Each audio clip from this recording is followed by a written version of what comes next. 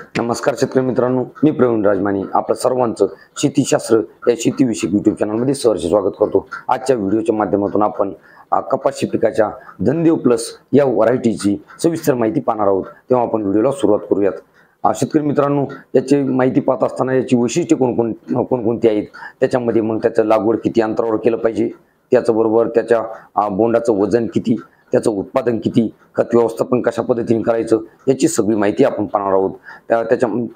याच्यामध्ये जे काही शेतकरी आपल्या चॅनलवर नवीन असतील त्यांनी आपल्या चॅनलला सबस्क्राईब करून ठेवायचं आहे। चला तर व्हिडिओला सुरुवात करूयात।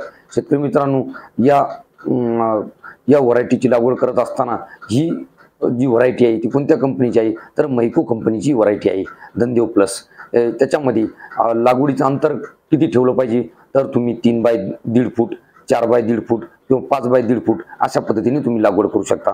आणि याचा कालावधी जर पाहायचा म्हटला तर 150 ते 160 दिवसामध्ये ते तुम्ही काढणीस किंवा विजणीस तयार होत असतो।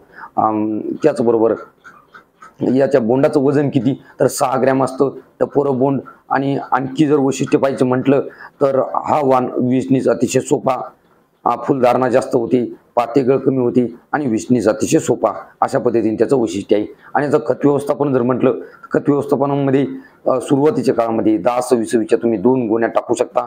त्याचबरोबर एका महिन्याच्या अंतराने तुम्ही दुसरा डोस करू शकता। चांगल्या पद्धतीचं नियोजन ठिबकवरती जर केलं तर 20 क्विंटल पर्यंत तुम्ही उत्पादन घेऊ शकता। शेतकरी मित्रांनो, तुम्हाला व्हिडिओ कसा वाटला, आवडला असेल तर लाईक करा, शेअर करा, सबस्क्राईब करा। धन्यवाद।